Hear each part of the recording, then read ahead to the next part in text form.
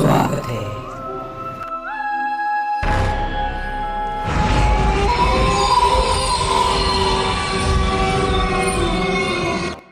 आज से करीब 10 साल पहले 2009 में मैं कॉलेज में दूसरे साल का छात्र था। हम 5 दोस्त राकेश, तारिक, राहुल, शमीम, चोटोलोम और मैंने शुक्रवार 13 तारीख को कुछ एडवेंचरस करने का फैसला किया। हम एक टूर करेंगे। और उस साल राकेश का जन्मदिन 14 नवंबर था। उससे पहले का दिन शुक्रवार 13 तारीख था। तो हमने सब कुछ पहले से बुक कर लिया क्योंकि यह दोगुना मजेदार होने वाला था। राजस्थान जैसलमेर टूर, खासकर भारत की सबसे भूतहा जगहों में से एक। कुलधरा गांव जैसलमेर से 20 से 25 किलोमीटर दूर है, इसलिए हम बहुत उत्साहित थे। हालांकि राहुल हम में से थोड़ा डरा हुआ था। समय पर पहुंचकर हम जैसलमेर से करीब 150 किलोमीटर दूर रेगिस्तान के बीच 2 दिनों के लिए रेगिस्तान सफारी पर गए। हमें टेंट से निकले हुए करीब 1.5 घंटा हो चुका था। हम धीरे धीरे लाल होते सूरज को पीछे छोड़ते हुए धूसर रेगिस्तान को पार करते हुए अपनी मंजिल की ओर बढ़ रहे थे। तभी अचानक रेत का तूफान शुरू हो गया। दोपहर में यहाँ कभी कभी इस तरह का तूफान आता है, लेकिन यह ज्यादा देर तक नहीं चलता। उस दिन तूफान रुकने का नाम ही नहीं ले रहा था। हम कार में सभी खिड़कियां बंद करके चुपचाप बैठे रहे, तूफान रुकने का इंतजार करते रहे। जब करीब 2 घंटे बाद तूफान रुका तो सूरज डूब चुका था। इस बीच धीरे धीरे अंधेरा हमें अपनी गिरफ्त में ले रहा था। इन सब के बीच सबसे बड़ी समस्या सड़क की थी। सभी सड़कें रेत में डूबी हुई थीं। दरअसल रेगिस्तान के बीच में ये सड़कें कच्ची सड़कें थीं, जिनके दोनों तरफ से रेत हटा दी गई थी और कोई वाहन नहीं चल सकता था। बीच हाईवे करीब 50 किलोमीटर दूर है। वहां से कुलधरा से जैसलमेर की दूरी करीब 60 किलोमीटर है। मुझे लगा कि हाईवे पर पहुंचने तक शायद रात हो चुकी होगी। उस दिन फिर से पूर्णिमा थी। मैं चांदनी रात में कुलधरा को देखूंगा। मैं बस बहुत उत्साहित था। इस बीच राहुल डर से कांप रहा था। हम फिर से चल पड़े। जब हम किसी तरह कच्ची सड़क से गुजरकर हाईवे पर पहुंचे तब रात के करीब 10:30 बज रहे थे। हालांकि यह हमारे लिए वास्तव में रात नहीं थी, लेकिन स्थानीय लोगों के अनुसार अभी भी काफी देर हो चुकी थी। हाईवे जंक्शन पर 2-3 छोटी पान चाय की दुकानें और पानी के खाने की दुकानें सभी बंद थीं। दरअसल इस रूट पर आखिरी बस शाम 6 बजे है। तब सड़क पूरी तरह खाली थी। ड्राइवर ने थोड़ा डरकर कहा कि सर्दी आ रही है, इसलिए रात के करीब कोहरा थोड़ा कम होने लगा। कार की हेडलाइट की रोशनी में जो कुछ भी दिखाई दे रहा था वह धुआं था। काले डामर का हाईवे, जिसके दोनों ओर ग्रे रेत और बीच में पड़ी कुछ कंटीली झाड़ियां काले सांप की तरह लेटी हुई थीं। 1 और घंटे के बाद कार एक एक करके रुकी, जिससे तेज आवाज आई, टायर पंचर। हम सभी कार से बाहर निकले और धुएं से भरे परिवेश को देखने लगे। चांदनी में जहां तक नजर जाती थी धूल भरा रेगिस्तान था। राहुल डर के मारे गाड़ी से बाहर नहीं निकला। हम बाकी लोगों ने सब कुछ तैयार कर लिया।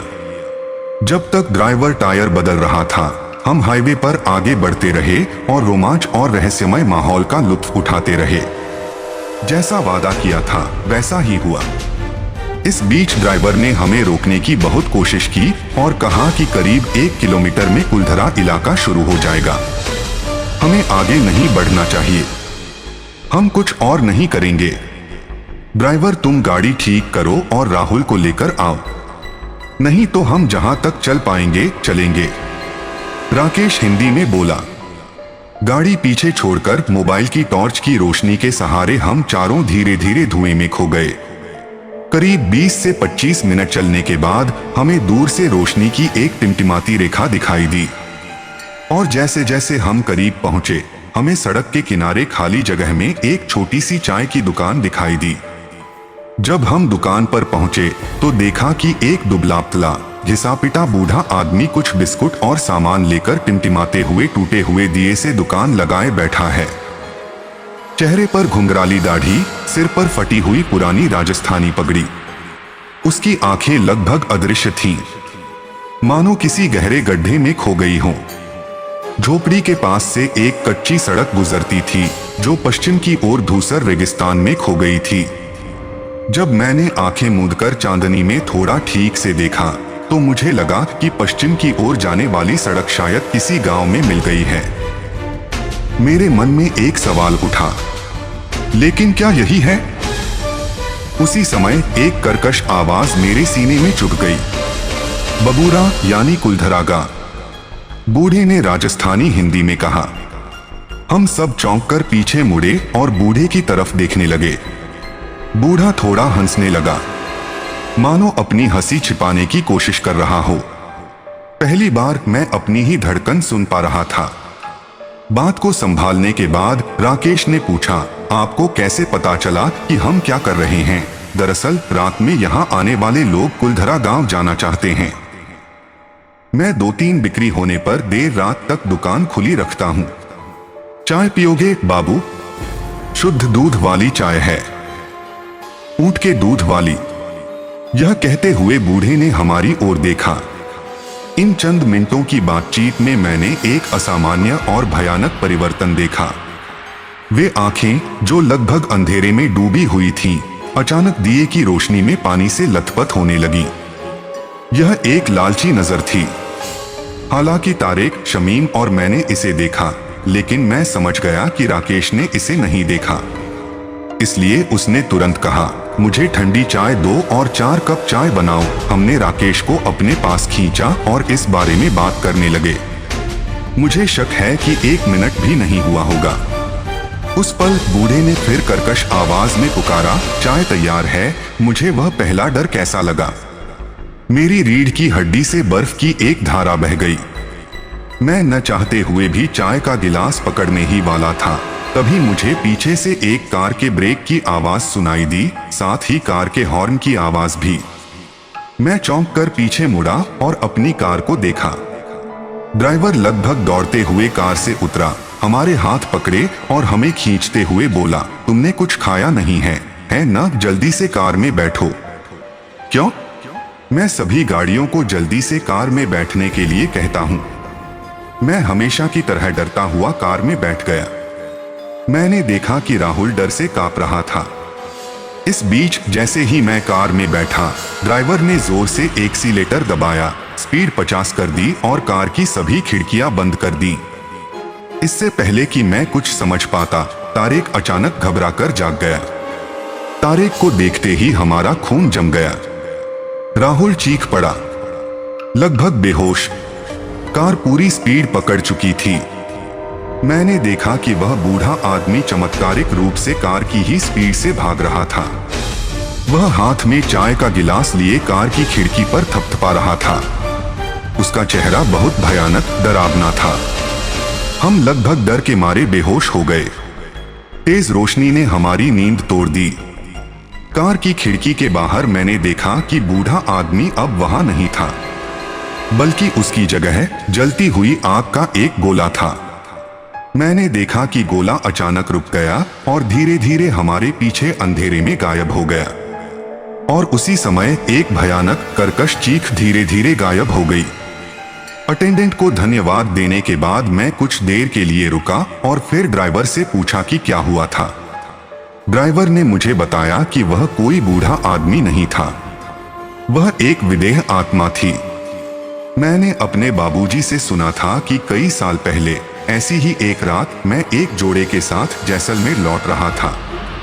मेरे विरोध के बावजूद गाड़ी रोककर बूढ़े आदमी की दुकान पर चाय पीने के बाद वह अचानक पागलों की तरह चीखता हुआ कुलधरा गांव की ओर भागा और गायब हो गया। मैं किसी तरह अपनी जान बचाकर भागा। अगले दिन जब मुझे पुलिस मिली तो मैंने गांव में उनके क्षतविक्षत शव देखे। सभी लोग डर से कांपने लगे। क्या शुक्रवार 13वीं वाकई अशुभ है, या यह हमारे साथ अचानक घटी घटना है? हम यह सोच ही रहे थे कि अचानक ड्राइवर ने गाड़ी की गति धीमी कर दी। हमारे पूछने पर ड्राइवर ने हमें विंडशील्ड से आगे देखने को कहा। देखते ही हम फिर से डर से कांपने लगे। गाड़ी आगे बढ़ी तो धुंध में दूर से एक सफेद परछाई धीरे धीरे साफ होती दिखाई देने लगी। जब हम पास पहुंचे तो हमने एक लड़की को देखा जिसने सफेद सलवार कमीज और डॉक्टर का कोट पहना हुआ था। छोटी डॉक्टर अपने बैग के साथ खड़ी थी और लिफ्ट मांग रही थी। रात के इस समय यह काफी असामान्य था। ड्राइवर ने गाड़ी रोकने से मना कर दिया। फिर भी हमने उससे गाड़ी रोकने को कहा, अंदर से मानवता की मांग करते हुए।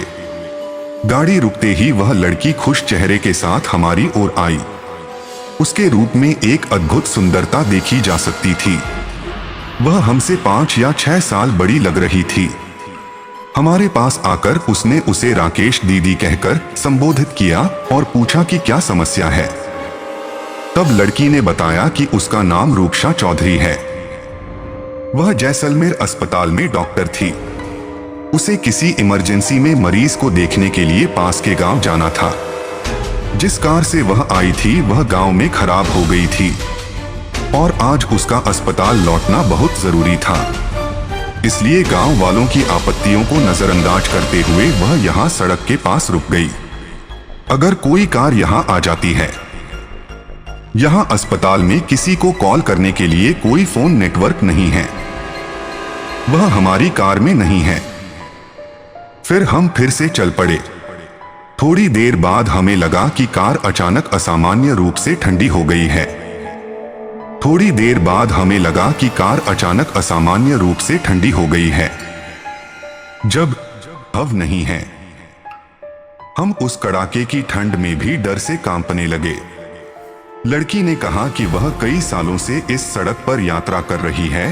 दरअसल बाहर ये ऊंटगाड़ियां नहीं हैं, ये सब निराकार हैं। हमारी बात पूरी होने से पहले ही ड्राइवर ने ब्रेक लगा दिए। हमें चक्कर आ गया और हम कार की खिड़की से टकरा गए। कुछ समझ पाता उससे पहले ही मैंने देखा कि आगे सड़क बंद थी, एक बहुत बड़ी दीवार। इससे पहले कि मैं ड्राइवर से कुछ पूछ पाता, लड़की ने हिंदी में कहा, ड्राइवर जल्दी से यू टर्न ले लो और सही सड़क पर आ जाओ। क्यों? मैं तुम्हें बाद में बताऊंगी, जल्दी करो। कार घूम गई और कुछ ही सेकंड में हमारे पीछे एक जोरदार आवाज आई जिससे जमीन हिल गई। जब हमने पीछे देखा तो हमारी आंखें खुली की खुली रह गईं। वह बहुत बड़ी दीवार ढह गई थी और जमीन पर धूल में मिल गई थी। हम लगभग किस्मत वाले थे कि बच गए। अगर हम कुछ सेकंड देर से पहुंचते तो शायद हम उस दीवार के नीचे दब जाते। इससे पहले कि मैं पूछ पाता कि लड़की को यह सब कैसे पता चला, अचानक एक ऊंटगाड़ी हमारे सामने आ गई, इसलिए ड्राइवर बच नहीं सका। कार फिसल गई और पलट गई। उसके बाद मुझे कुछ और याद नहीं है। जब मुझे होश आया तो मैंने देखा कि हम सभी अस्पताल में 6 बेड पर लेटे हुए थे, साथ में ड्राइवर भी था। हालांकि हम थोड़े अंधे थे, लेकिन हम में से किसी को कोई चोट नहीं लगी थी। आश्चर्यजनक रूप से हमें लगभग 18 घंटे बाद होश आया। मैंने उस लड़की के बारे में पूछा। डॉक्टर ने कहा कि कार में कोई लड़की नहीं थी। लगभग 1 बजे उन्होंने अस्पताल के इमरजेंसी गेट के सामने एक तेज हॉर्न सुना और बाहर आकर देखा कि कार में बीच की सीट पर 6 लोग बेहोश थे। हालांकि ड्राइविंग सीट पर कोई नहीं था। कुछ देर चुप रहने के बाद मैंने रूपसा नाम की महिला डॉक्टर के बारे में पूछा और डॉक्टर ने कहा कि इस नाम की कोई महिला डॉक्टर यहाँ काम नहीं करती है। फिर जब उन्होंने हमें आराम करने के लिए कहा और जाने लगे तो वे अचानक दरवाजे के पास रुक गए। फिर उन्होंने हिंदी में कहा कि इस नाम का कोई भी व्यक्ति यहाँ काम नहीं करता है, लेकिन वे कई साल पहले ऐसा करते थे। एक बार वे कुलधरा के पास एक गांव में एक मरीज को देखने गए और फिर कभी नहीं लौटे। कुछ दिनों के बाद कुलधरा गांव के गेट पर उनका क्षतविक्षत शव मिला। लेकिन आपने उन्हें कैसे पहचाना? आप इस इलाके से नहीं हैं। वह कुछ भी नहीं है। मैंने यहाँ के स्थानीय लोगों से घटना सुनी। धन्यवाद डॉक्टर, शमीम ने कहा। फिर डॉक्टर ने स्वागत किया और चले गए। शाम को हमने होटल में राकेश का जन्मदिन मनाया। उसके बाद हमने अगले कुछ दिन जैसलमेर में बिताए और वहां अपना समय बिताया। हालांकि रात में हम होटल चले गए।